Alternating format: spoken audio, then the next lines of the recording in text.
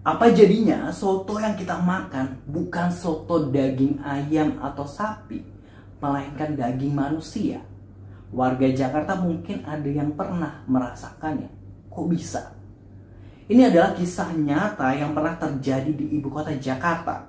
Sebut saja Benget, yang merupakan salah satu perantau yang mencoba mengadu nasib di Jakarta. Dia ini berasal dari desa Ambarita, Samosir, Sumatera Utara. Awal datang ke Jakarta, Benget ini langsung bekerja menjadi sopir bus Kopaja, di mana di tahun itu Kopaja masih beroperasi di Jakarta. Saat menjadi sopir Kopaja ini, Benget bertemu dengan istri pertamanya yang bekerja di terminal Kampung Rambutan bernama Roini. Akhirnya karena sudah saling cinta dan merasa cocok, di tahun 2000 Benget dan Roini akhirnya ini menikah.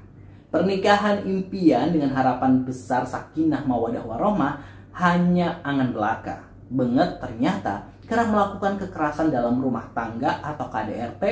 Sifat temperamentalnya ini sungguh susah dikendalikan. Gak heran jika konflik antara keduanya ini sering banget terjadi. Bahkan sampai membuat keduanya ini diusir dari tempat tinggal mereka oleh ketua RT setempat.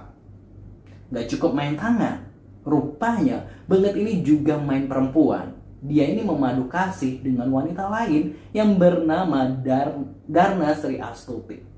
Dan seperti laki-laki buaya lainnya, Benget ini nggak jujur dari awal kepada Astuti jika dia sudah beristri. Sebab Astuti ini mengira Benget ini masih lajang.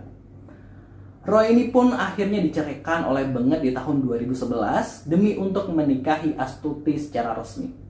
Kemudian Benget pun beralih profesi menjadi pedagang soto Lamongan di belakang terminal Kampung Rambutan. Kedainya ini cukup ramai mengundang para pengunjung untuk makan. Apalagi ditambah dengan adanya beberapa minuman keras yang disajikan semakin menarik perhatian pengunjung. Namun sayangnya tabiat Benget sebagai seorang yang suka berselingkuh tetap tidak hilang. Kali ini Benget Situmorang kembali mulai dekat dengan seorang wanita, sebut saja namanya Tini. Parahnya, Tini ini juga sudah memiliki suami dan anak.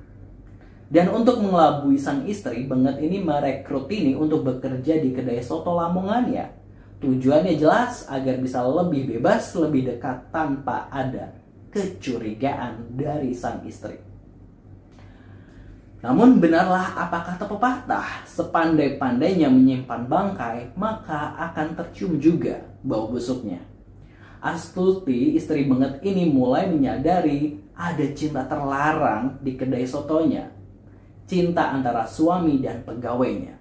Hati perempuan mana yang tak kecewa dan terluka dengan semua kenyataan ini? Astuti yang marah kepada Benget ini justru mendapatkan perlakuan kasar dari suaminya.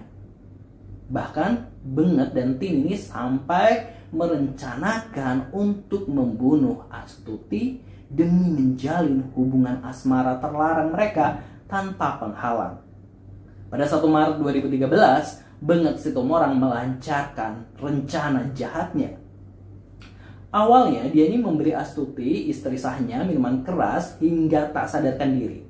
Nggak sampai di situ, Benget masih mengajak istrinya ini untuk berhubungan badan dengan kekerasan di kondisi mabuk seperti itu. Saat Astuti mencoba melawan, Benget ini makin brutal dalam melakukannya, perlakuannya ya. Ia bahkan menyiksa Astuti dengan cara yang kejam. Dia bahkan menuduh jika Astuti lah yang berselingkuh, bukan dirinya. Benget mencoba memutarbalikkan fakta. Akibat dari penyiksaan yang dialami, Astuti pun meninggal dunia karena luka-luka yang dideritanya. Astagfirullah. Mengetahui istrinya sudah tak sadarkan diri, Benget pun kemudian memutilasi tubuh istrinya lalu menyimpannya dalam berbagai wadah plastik di dalam kulkas yang ada di kedainya. Sebagian tubuh Astuti, Benget dan Tini buang di beberapa titik berbeda di sepanjang tol Cikampek, Jakarta ya. Dan yang lebih parah lagi adalah tubuh Astuti ini juga dijadikan daging yang disajikan di dalam soto yang mereka jual tanpa memberitahu pelanggan jika itu merupakan daging manusia. Padahal bau anyir amis begitu terasa menyengat. Kejahatan Benget dan Tini terbongkar setelah adanya laporan dari saksi mata yang melihat mobil angkot merah mencurigakan. Mobil angkot itu berhenti di berbagai tempat dan membuang wadah plastik yang rupanya berisi tubuh Astuti. Setelah penyelidikan mendalam oleh pihak kepolisian, Benget dan Tini akhirnya ditangkap. Di hadapan polisi, Benget ini mengakui semua perbuatannya, telah membunuh istrinya dan menghidangkan daging manusia kepada rekan-rekannya. Atas semua bukti itu, Benget akhirnya dihukum atas pembunuhan berencana. Benget divonis hukuman mati, sementara Tini divonis 14 tahun penjara. Namun, pada tanggal 3 November 2013, Benget ini meninggal dunia karena sakit TBC atau tuberkulosis. Wah, gimana? Nggak bisa kebayang bagaimana memakan daging soto. Aduh, mudah-mudahan hal-hal kayak gini nggak terjadi lagi, nggak terjadi lagi di Indonesia ya. Agak merinding juga baca ceritanya. Jangan lupa subscribe Aksa Nation. Terima kasih.